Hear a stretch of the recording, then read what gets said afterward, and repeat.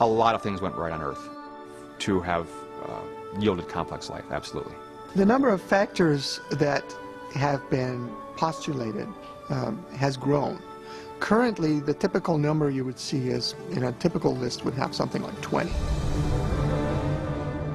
We find that we need to be at the right location in the galaxy, that we're inside the circumstellar habitable zone of a star, that we're in a planetary system with giant planets that can shield the inner planets from too many comet impacts, that we're orbiting the right kind of star that's not too cool or not too hot, that we're on a planet that has a moon that can stabilize the tilt of its axis, that we're on a planet that's a terrestrial planet, a planet that has a crust that's just thick enough that it can maintain plate tectonic activity, that has enough heat in its interior that it's still circulating its liquid iron core so it can generate a magnetic field, that it has an atmosphere that has enough oxygen to allow for complex organisms to survive, that it has enough water and enough continents to allow for the diversity of life or an active biosphere that you need to support complex creatures such as ourselves.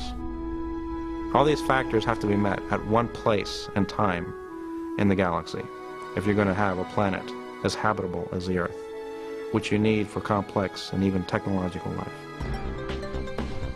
In an attempt to estimate the probability of attaining this combination of factors simultaneously, some researchers have developed equations assigning a conservative 1 in 10 value to each factor deemed necessary for advanced life.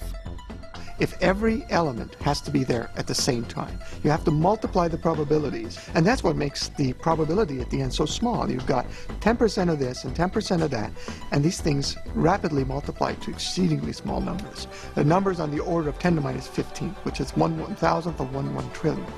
And it's a number like that that you have to compare to the 100 billion stars that are in the galaxy.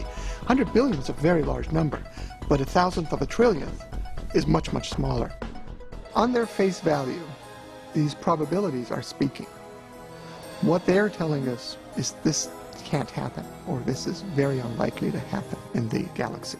And that's where the evidence is pushing us. There are many probabilistic resources in the galaxy, but on the other side of the coin are all these factors that you need.